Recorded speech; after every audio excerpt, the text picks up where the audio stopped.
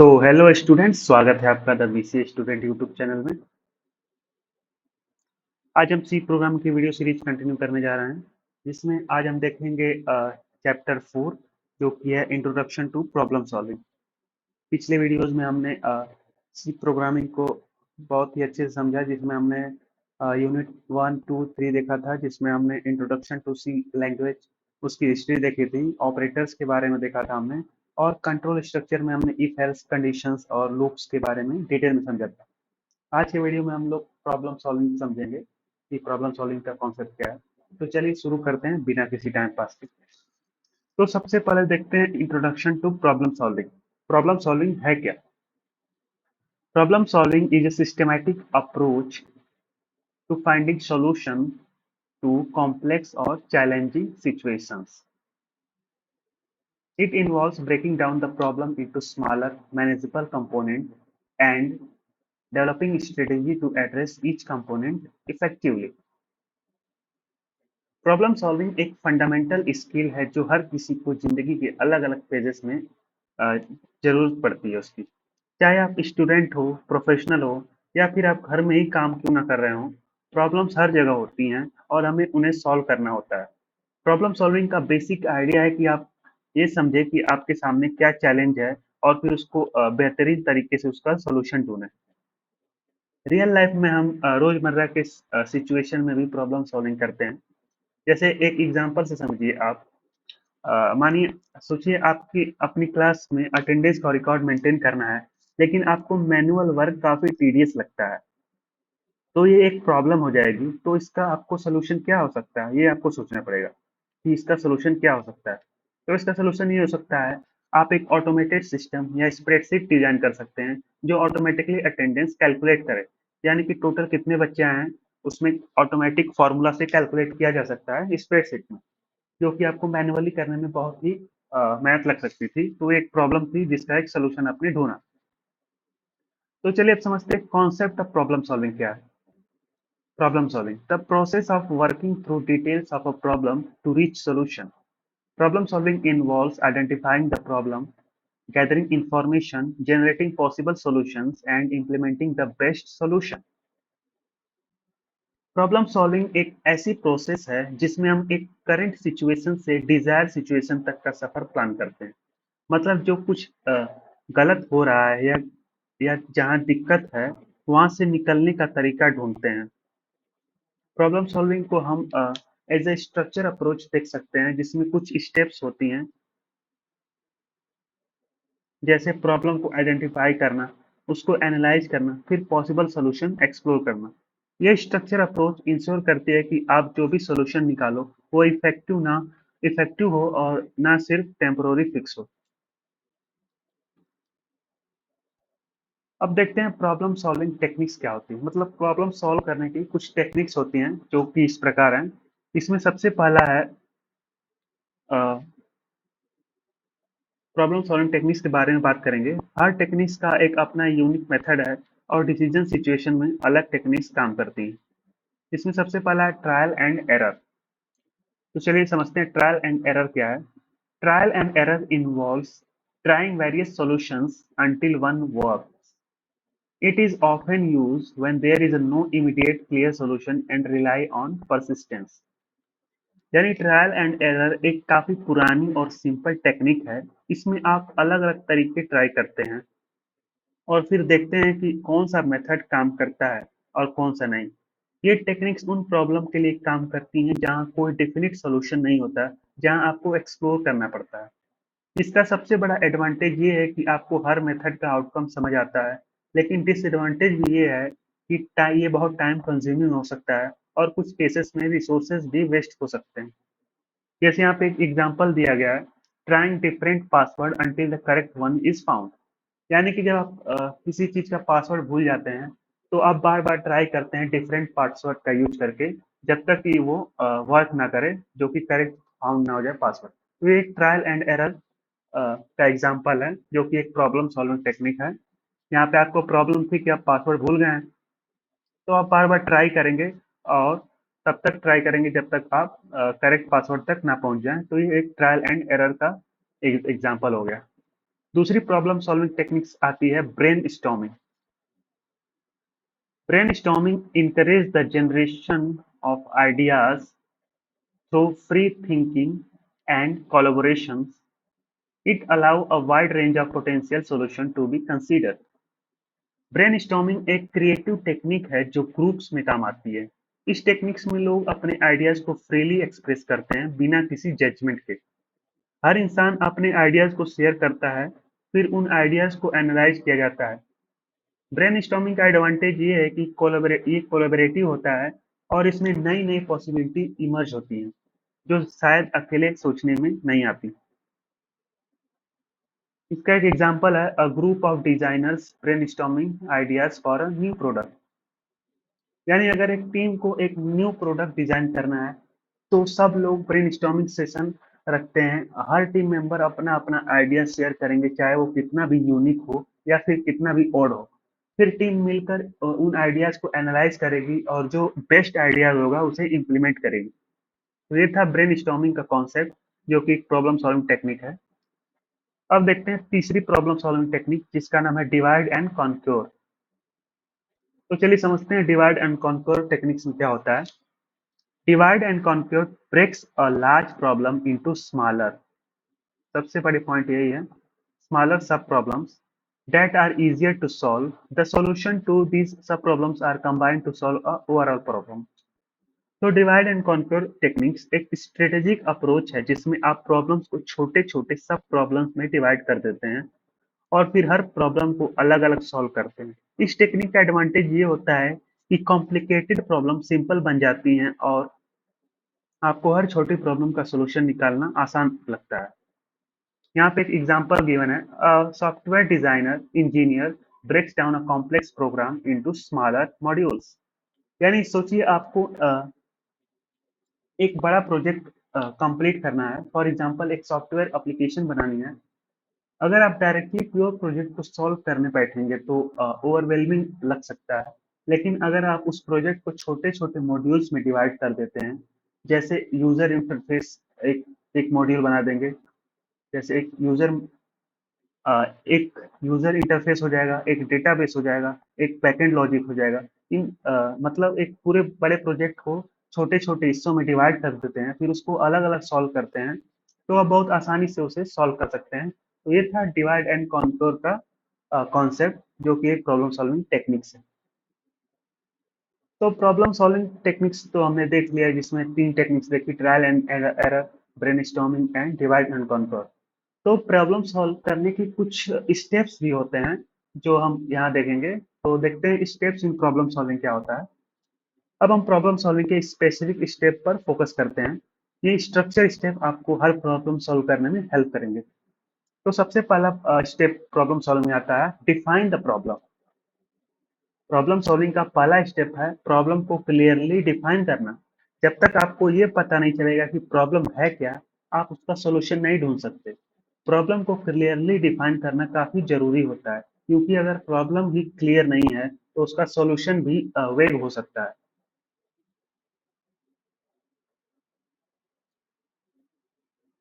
यहाँ पे एक एग्जांपल गिवन है, identify the that a company website has low slow loading time. यानी कि यहाँ पे एक किसी वेबसाइट कंपनी की वेबसाइट स्लो लोड हो रही है, तो उसकी प्रॉब्लम को आइडेंटिफाई करना पहला स्टेप होगा कि उसमें प्रॉब्लम क्या हो रही है, क्यों वो लोड स्लो लोड हो रही है। तो सबसे पहला स्टेप हम उसकी प्रॉब्लम को डिफाइन करेंगे, आइडेंटिफाई करेंगे कि प्रॉब्लम है क्या। उसके बाद दूसरा स्टेप आता है प्रॉब्लम सॉल्विंग का, analyse the problem. After defining problem, analyse the root causes and relevant factors. जब आपने प्रॉब्लम को डिफाइन कर लिया है तो उसके बाद उसको एनालाइज करना पड़ता है। एनालाइज करने का मतलब है कि आपको प्रॉब्लम के रूट कॉज तक जाना है। प्रॉब्लम का सॉल्यूशन तभी इफेक्टिव होगा जब आप रूट कॉज तक पहुंचोगे। एनालाइज करने में आपको कॉन्टेक्स्ट फैक्टर और इम्पैक्ट देखने पड़ते हैं जो प्रॉब्लम को ट्रिगर कर रहे होते हैं। जैसे एग्जांपल के तौर पर, determining the slow loading times are due to large images. यानी कि हमें यहाँ पे पता चला कि अ, जो वेबसाइट स्लो लोड हो रही थी उसकी मेन वजह थी उसमें लार्ज इमेजेस का होना, जो कि बहुत ही लार्ज फाइल्स थी इमेजेस की। इसीलिए वेबसाइट स्लो लोड हो रही थी। तो इसे एनालाइज किया जाएगा। तो ये हो जाएगा दूसरा स्टेप, एनालाइज द प्रॉब्लम। तीसरा लास्ट स्टेप है explore solutions. Once the problem is analyse, generate multiple possible solutions. These may involve brainstorming or researching non-solution। जब प्रॉब्लम एनालाइज हो जाए तो उसके बाद आप सॉल्यूशंस एक्सप्लोर करना स्टार्ट कर सकते हैं। आप पॉसिबल सॉल्यूशंस की लिस्ट बनाते हैं और उनका इवैल्यूएशन करते हैं। हर सॉल्यूशन के प्रोज एंड कॉन्स लिखते हैं और फिर बेस्ट सॉल्यूशन को चूज करते हैं जो इफेक्टिव और फिजिबल हो। जैसे कि यहाँ पे एग्जांपल गिवन है, solutions could include optimizing images, using content delivery networks और improving backend code।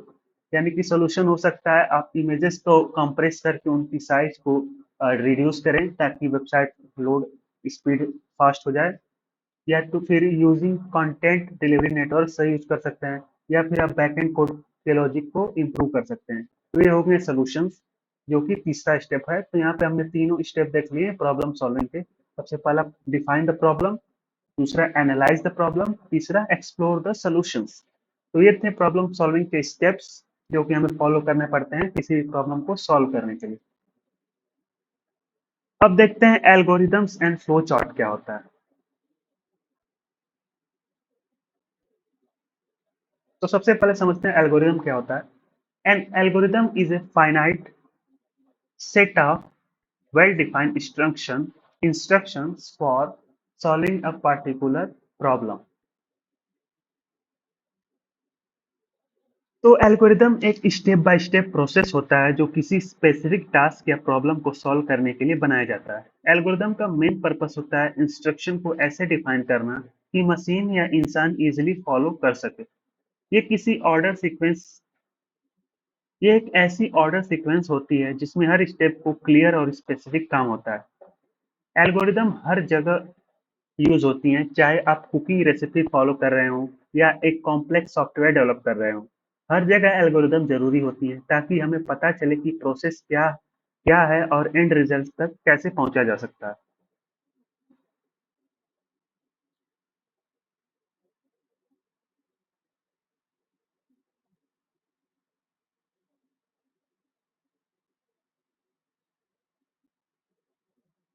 तो एल्गोरिदम के कुछ कैरेक्टरिस्टिक्स होते हैं, चलिए उनको देखते हैं।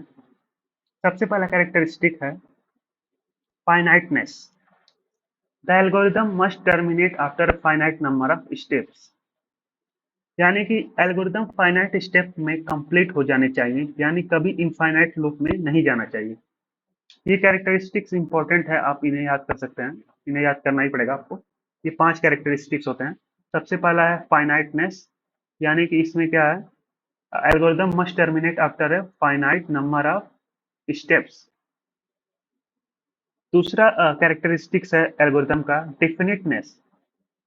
Algorithm each step must be clear and ambiguous. Algorithm के हर स्टेप को क्लियरली डिफाइन किया जाना चाहिए ताकि कोई कंफ्यूजन ना हो। Each step must be ambiguous, यानी कि अस्पष्ट होना चाहिए।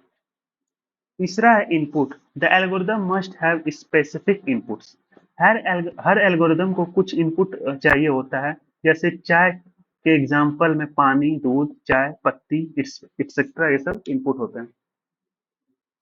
चौथा है आउटपुट। चौथा कैरेक्टरिस्टिक्स है एल्गोरिदम का output. The algorithm must have a specific output. Algorithm का रिजल्ट या डिजायर आउटकम आउटपुट होता है। चाय के केस में आउटपुट होती है अ, 1 कप गरम चाय। पांचवा कैरेक्टरिस्टिक्स है एल्गोरिदम का effectiveness. Each step must be simple enough to be carried out. हर स्टेप एल्गोरिदम का प्रैक्टिकल और सॉल्वेबल होना चाहिए, वो होता है इफेक्टिवनेस। एक ये एल्गोरिदम का एग्जांपल है, इसे लास्ट में देखेंगे हम। पहले समझ लेते हैं फ्लो चार्ट क्या होता है। A flow chart is a graphical representation of steps involved in solving a problem. It uses standard symbols to represent different types of operations. Flow chart एक ग्राफिकल रिप्रेजेंटेशन है किसी एल्गोरिदम या process का। इसमें steps को visually represent किया जाता है using different symbols. Flow chart का बेनिफिट्स ये है कि ये कॉम्प्लेक्स लॉजिक को समझना और एक्सप्लेन करना काफी आसान करा देता है, स्पेशली जब आप किसी और को एक्सप्लेन कर रहे होते हो। Flow chart generally standard shapes और एरोस का यूज करते हैं तो टू शो स्टेप्स और उनके सीक्वेंसेस। तो उसमें सिंबल्स क्या होते हैं? सबसे पहला सिंबल होता है ओवल। ओवल क्या रिप्रेजेंट करता है? Oval represent the start and and points. Oval कुछ ऐसा दिखता है। दूसरा सिंबल है पैरेललोग्राम। पैरेललोग्राम डिनोट करता है इनपुट और आउटपुट ऑपरेशन, यानी कि ये सिंबल ऐसा होता है। रेक्टेंगल डिनोट्स द प्रोसेस और एक्शन स्टेप, यानी कि जिस स्टेप में प्रोसेस हो रही है या कुछ कैलकुलेशन हो रही है उसे रेक्टेंगल से हम डिनोट करते हैं। चौथा है डायमंड। डायमंड कुछ ऐसा दिखता है। डायमंड रिप्रेजेंट करता है डिसीजन मेकिंग, यानी जहाँ डिसीजन लिया जाता है, इफ एल्स की कंडीशंस हैं, वहाँ हम कुछ ऐसा स्टेप बना इस सिंबल बनाते हैं। Arrow show the flow of control. Arrow कुछ ऐसी होती है जो ये शो करती है कंट्रोल किधर से किधर जा रहा है। तो ये है फ्लो चार्ट का कॉन्सेप्ट, जिसमें कुछ सिंबल्स हैं जैसे ओवल। उनका यूज स्टार्ट और एंड पॉइंट शो करने के लिए होता है। रेक्टेंगल ये वाला जो है, ये स्टेप या प्रोसेस को रिप्रेजेंट करता है जैसे कैलकुलेशन या एक्शन। डायमंड इनका यूज डिसीजन पॉइंट को शो करने के लिए किया जाता है जैसे ट्रू या फॉल्स या यस या नो।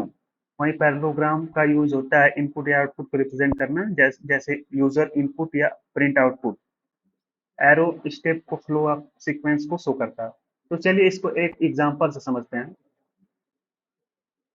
यहाँ पे एक एग्जांपल गिवन है फ्लो चार्ट का, जिसमें चेक करना है कि दो नंबर में से कौन बड़ा है। तो इसका फ्लो चार्ट सबसे पहले हम क्या करते हैं, स्टार्ट बनाते हैं ओवल से। तो ओवल से सबसे पहले हमने यहाँ पे स्टार्ट बना दिया। यहाँ पे दो नंबर में से चेक करना है कौन सा बड़ा है।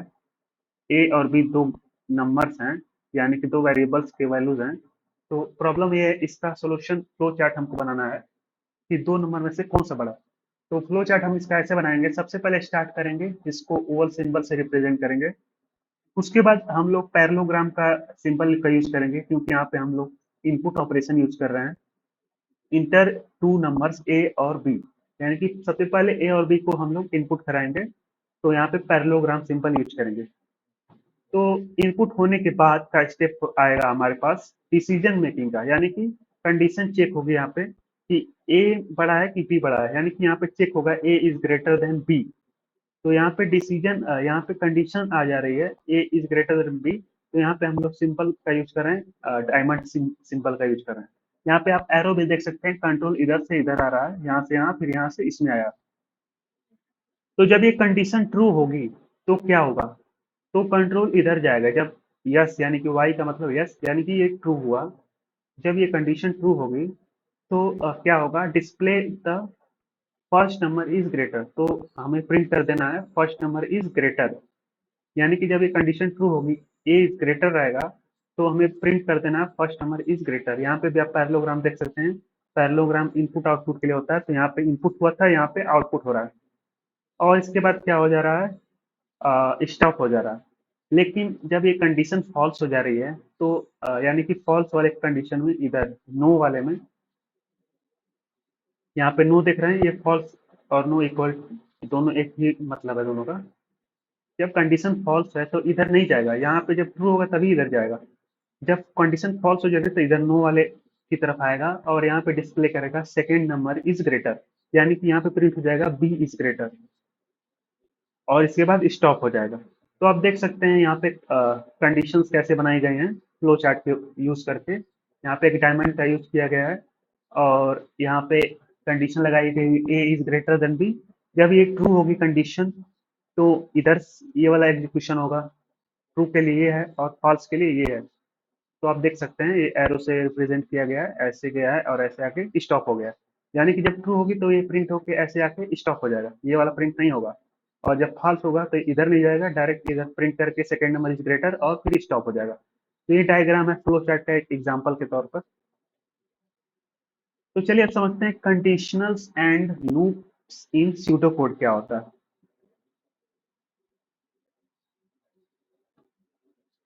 Conditionals and loops in pseudocode. तो conditionals and loops in pseudocode समझने से पहले हम ये समझते हैं कि सीडो कोड क्या होता है। तो व्हाट इज सीडो कोड? तो सीडो कोड एक तरह का इनफॉर्मल लैंग्वेज होता है जो एल्गोरिदम को एक्सप्लेन करने के लिए यूज होता है। सीडो कोड किसी स्पेसिफिक प्रोग्रामिंग लैंग्वेज का सिंटेक्स फॉलो नहीं करता, लेकिन एक ऐसे तरीके से लिखा जाता है जो लॉजिकली प्रोग्रामिंग लैंग्वेज के तरीके से हो। सीडो कोड का मेन पर्पस ये होता है कि प्रॉब्लम सॉल्विंग स्टेप्स को इजीली समझा जा सके बिना किसी कॉम्प्लेक्स सिंटेक्स के। इसमें आप प्लेन इंग्लिश का यूज करते हैं ताकि आपको और दूसरों को क्लियरली समझ आ सके कि प्रोग्राम कैसे वर्क करेगा। तो सूडो कोड के कुछ की फीचर्स होते हैं, जैसे ये लैंग्वेज इंडिपेंडेंट होता है, यानी सूडो कोड किसी स्पेसिफिक प्रोग्रामिंग लैंग्वेज का सिंटेक्स फॉलो नहीं करता, ये इंग्लिश लाइक इंस्ट्रक्शन का यूज करता है। दूसरा की फीचर्स है रीडेबल, इससे कोई भी पढ़ सकता है, चाहे वो प्रोग्रामर हो या प्रोग्रामर ना हो, क्योंकि ये इंग्लिश स्पेसिफिक लैंग्वेज है, यानी कि यहाँ इस इंग्लिश लाइक इंस्ट्रक्शन यूज होता है। तीसरा इसका की फीचर है स्टेप बाय स्टेप प्रोसेस, ये लॉजिकली स्ट्रक्चर होता है, स्टेप बाय स्टेप इंस्ट्रक्शन देता है प्रॉब्लम सॉल्व करने के लिए। तो ये हो गया स्यूडो कोड। तो चलिए अब समझते हैं कंडीशनल्स इन स्यूडो कोड क्या होता है। Conditional statements like if else are used to make decision based on certain condition. Pseudo code में कंडीशनल्स का मतलब है किसी कंडीशन के बेसिस पर डिसीजन लेना। जैसे प्रोग्रामिंग लैंग्वेज में इफ एल्स या स्विच केस होना होता है, सूडो कोड में भी ऐसे डिसीजन स्ट्रक्चर बना सकते हैं। यहाँ पे एग्जांपल के तौर पर देख सकते हैं, एक सूडो कोड का एग्जांपल है। यहाँ पे कंडीशनल स्टेटमेंट का यूज किया गया है। If temperature is greater than 30, then print it is hot, else print it is cool, end if. यानी कि आप यहाँ पे देख सकते हैं कि ये एक इंग्लिश ओरिएंटेड लैंग्वेज में लिखा गया है, जो कि किसी प्रोग्रामिंग लैंग्वेज पे डिपेंड नहीं करता है, ये इंडिपेंडेंट ऑफ लैंग्वेज है। ये है एक सूडो कोड का कंडीशनल सूडो कोड का एग्जांपल, जिसमें आप देख सकते हैं सिंपल लिखा गया है, if temperature is greater then print it is hot, else print it is cool, and in if. ये था कंडीशनल इन सूडो कोड का एग्जांपल। अब समझते हैं लूप्स इन सूडो कोड क्या होता है। लूप्स आर कंट्रोल स्ट्रक्चर, जैसा कि हमने पढ़ा है, loops are control structures that repeat a block of code as long as certain conditions is met। SIDO code में लूप्स का यूज तब होता है जब हमें एक एक्शन को रिपीटली परफॉर्म करना होता है, जब तक कोई स्पेसिफिक कंडीशन ट्रू है। दो मेजर टाइप्स ऑफ के लूप्स कॉमनली यूज होते हैं, व्हाइल लूप और फॉर लूप। तो यहाँ पे व्हाइल लूप का एक एग्जांपल गिवन है, while number is less than 5, do print number number equal to number plus 1। यानी कि यहाँ पे इंक्रीमेंट ऑपरेटर का यूज होगा, सी प्रोग्रामिंग लैंग्वेज रहेगी तो यहाँ पे वाइल लूप चलाया गया है, लूप सूडो कोड है ना, तो इसमें वाइल लूप चलाया गया है, जब तक नंबर इज लेस देन 5 रहेगा तब तक ये प्रिंट करता रहेगा नंबर को।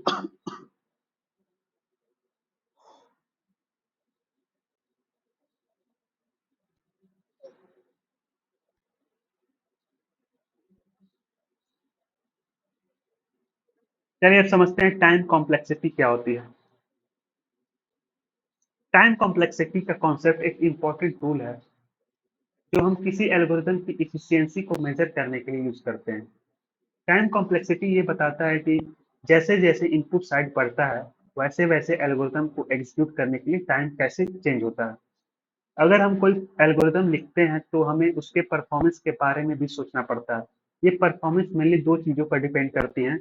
सबसे पहला टाइम कॉम्प्लेक्सिटी, यानी कि कितना टाइम लगेगा।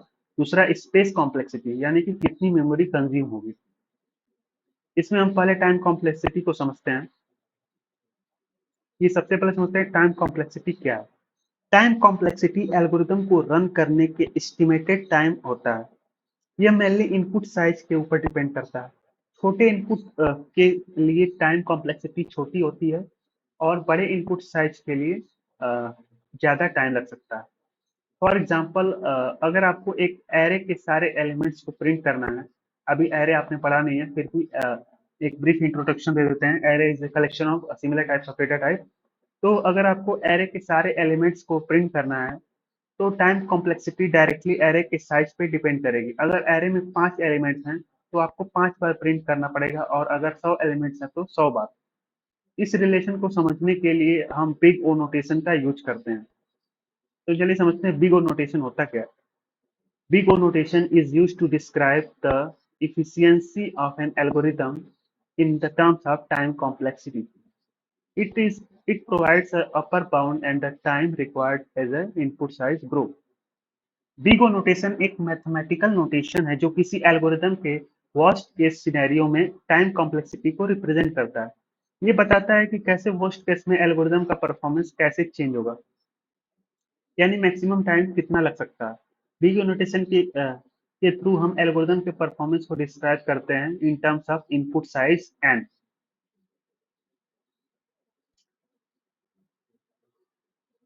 तो चलिए कुछ कॉमन बिग नोटेशन देख लेते हैं। सबसे पहला है ओ वन, यानी कि कांस्टेंट टाइम। इसका मतलब है कांस्टेंट टाइम कॉम्प्लेक्सिटी। ये रिप्रेजेंट करता है कि एल्गोरिदम का रन टाइम इनपुट साइज पर डिपेंड नहीं करता, चाहे इनपुट साइज कितना भी बड़ा हो या छोटा हो, टाइम कांस्टेंट रहेगा। दूसरा है ओ लॉग एन, यानी कि लॉगरिथमिक टाइम। इसका मतलब होता है कि जैसे जैसे इनपुट साइज यानी कि एन बढ़ता है वैसे वैसे टाइम कॉम्प्लेक्सिटी बहुत धीरे धीरे बढ़ती है। ये लॉगरिथमिक ग्रोथ को रिप्रेजेंट करता है। तीसरा है लीनियर टाइम, यानी कि O N, grow in direct proportional to input size. इसका मतलब है लीनियर टाइम कॉम्प्लेक्सिटी। इसमें एल्गोरिदम को रन टाइम इनपुट साइज के साथ डायरेक्टली प्रोपोर्शनल होता है। अगर इनपुट साइज डबल होता है तो टाइम भी डबल हो जाएगा। अब चौथा है क्या है, quadratic time, O N square, grow at as square of the input. इसका मतलब है क्वाड्रेटिक टाइम कॉम्प्लेक्सिटी। इसमें एल्गोरिदम का टाइम इनपुट साइड के स्क्वायर के प्रोपोर्शनल बढ़ता है। ये जनरल नेस्टेड लूप के केस में होता है। तो ये था टाइम कॉम्प्लेक्सिटी का कॉन्सेप्ट। तो चलिए जैसे एल्गोरिदम हमने देखा था उसका एक एग्जांपल देख लेते हैं। सबसे पहले एक एग्जांपल है making a cup of T का एल्गोरिदम। तो जैसा कि हमने पढ़ा है algorithm step by step procedure होता है किसी प्रॉब्लम को सॉल्व करने का। तो यहाँ पे एक प्रॉब्लम गिवन है making a cup of T. तो इसे सॉल्व करने का एल्गोरिदम हम कुछ ऐसे लिख सकते हैं। सबसे पहले हम स्टार्ट करेंगे ये चाय बनाना। सबसे पहले हम क्या करेंगे, स्टार्ट करेंगे। दूसरा स्टेप होगा बॉयल द वाटर। तो हम सबसे पहले उसके बाद हम पानी को उबालेंगे, बॉयल वाटर करेंगे। फिर उसके बाद क्या करेंगे, हम उसमें हम add tea leaves to boiling water. तो हम उस उबलते हुए वाटर में पानी में चाय पत्ती डालेंगे।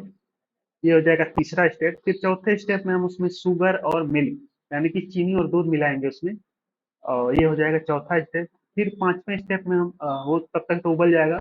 उसके बाद उसे हम छान लेंगे पांचवें स्टेप में। छठवें में उसे सर्व कर लेंगे। सातवें में एंड हो जाएगा। तो ये एक making cup of tree T का प्रॉब्लम था। इसका एल्गोरिदम ये हो जाएगा, यानी कि उसके सोल्यूशन को हम लोग इतने स्टेप्स में डिवाइड करके सॉल्व कर सकते हैं। तो ये हो गया algorithm of making a cup of T. तो आप इस एग्जाम्पल से एल्गोरिदम को अच्छे से समझ सकते हैं। चलिए एक और एग्जाम्पल लेते हैं एल्गोरिदम को समझने के लिए। यहाँ पे एक एग्जांपल है finding the largest number in an array.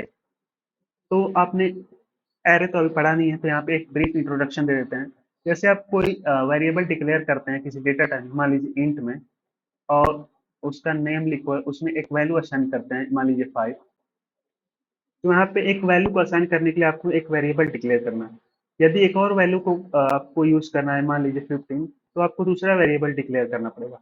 ऐसे ही आपको बहुत ज्यादा वैल्यूज का यूज करना है तो आपको उतने सारे वेरिएबल डिक्लेयर करने पड़ेंगे। मान लीजिए 100 वैल्यू डिक्लेयर करना है तो 100 वेरिएबल डिक्लेयर करना पड़ेगा। तो जो कि बहुत ही टीडियस वर्क हो जाएगा, क्योंकि इतना वेरिएबल डिक्लेयर करना इम्पॉसिबल हो जाएगा, क्योंकि बहुत ज़्यादा वेरिएबल डिक्लेयर करना बहुत ही कॉम्प्लेक्स हो सकता है।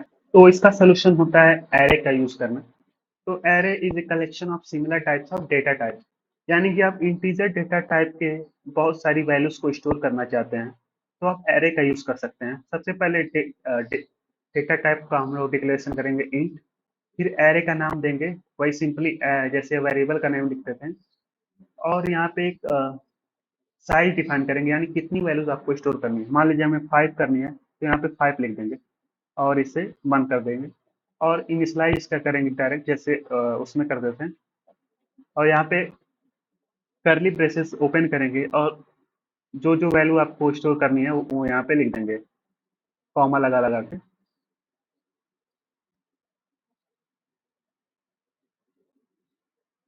तो आप यहाँ पे देख सकते हैं 5-5 वैल्यूज एक ही नेम में स्टोर हो गए। यानी कि आप वेरिएबल का यूज करते हैं सिंपल, तो आपको यहाँ पे 5 वेरिएबल डिक्लेयर करना पड़ता है, A B C D E तक।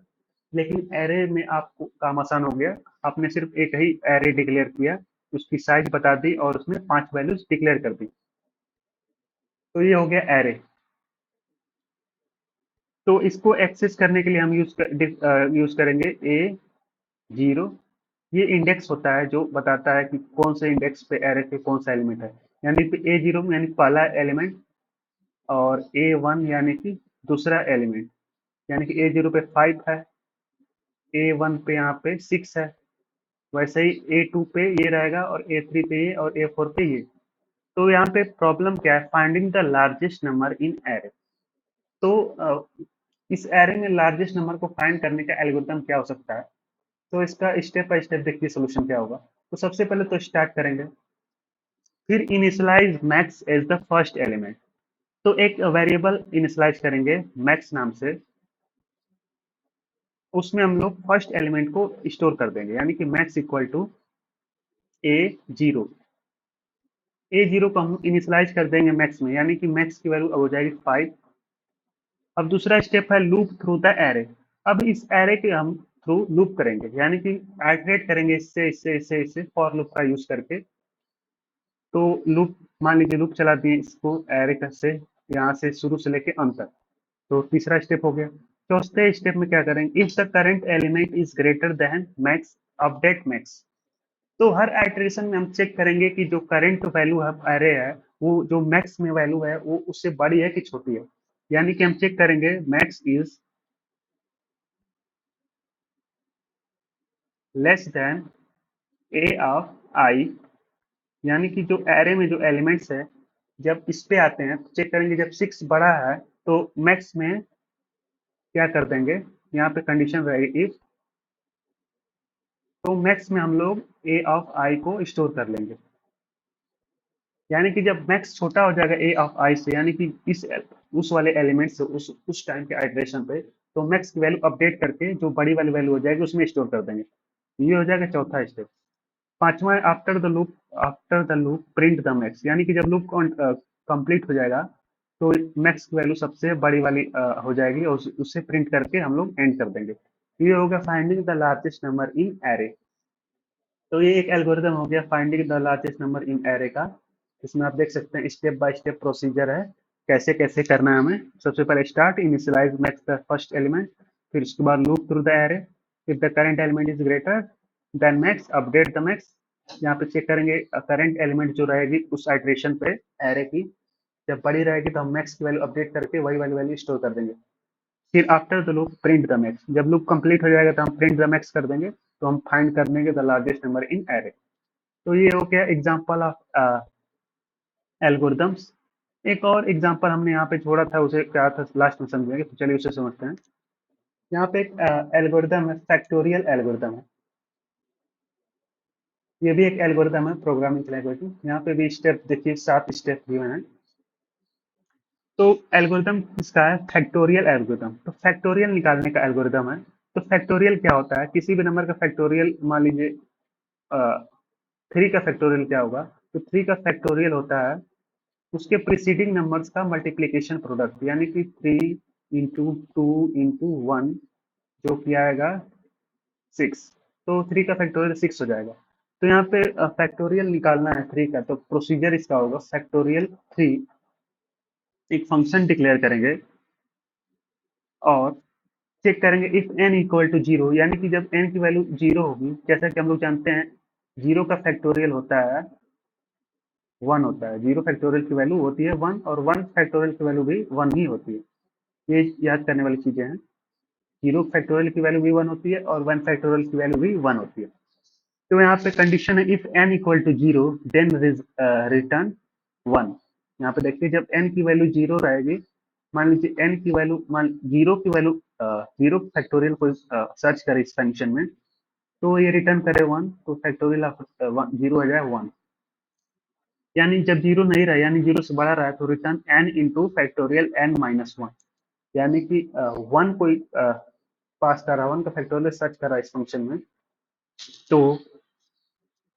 तो क्या हो, one minus zero, one minus one, यानी कि यहाँ पे जीरो का फैक्टोरियल फिर से यहाँ पे आएगा, तो रिटर्न कर देगा वन, और एन का फैक्टोरियल जो कि जो नंबर रहेगा उससे मल्टीप्लाई करके, यानी कि फैक्टोरियल जो होता है वो multiplication of their preceding number. तो यहाँ पे देखिए एन का फैक्टोरियल जब हम लोग सर्च करेंगे तो N into N minus one, और एन माइनस वन करेंगे तो यहाँ जाएगा रिटर्न कर देगा वन। तो ये एक फैक्टोरियल का एल्गोरिदम हो गया है जिसमें आप देख सकते हैं इफ एल्स की कंडीशंस यूज की गई हैं। तो ये था एल्गोरिदम एंड फ्लो चार्ट। तो यहाँ पे आपका चैप्टर 4 कंप्लीट होता है, इंट्रोडक्शन टू प्रॉब्लम सॉल्विंग जो था, जो कि एक इम्पॉर्टेंट चैप्टर है सी प्रोग्रामिंग लैंग्वेज का एमजीके यूनिवर्सिटी के सिलेबस के पॉइंट ऑफ व्यू से। तो उम्मीद है आपको ये वीडियो पसंद आया हो। चलिए मिलते हैं नेक्स्ट वीडियो में जो रहेगा सी प्रोग्रामिंग के चैप्टर 5 जो कि है सिंपल अरिथमेटिक प्रॉब्लम्स, जिसमें बहुत सारी प्रॉब्लम्स गिवन है, उसको हम लोग ऑनलाइन कंपाइलर पे रन करा के समझेंगे स्टेप बाय स्टेप सारे प्रॉब्लम्स को। तो इस वीडियो लेक्चर के नोट्स आपको आप टेलीग्राम चैनल से डाउनलोड कर सकते हैं, जिसका लिंक आपको डिस्क्रिप्शन में मिल जाएगा। तो चलिए मिलते हैं नेक्स्ट वीडियो में, तब तक के लिए ओके बाय।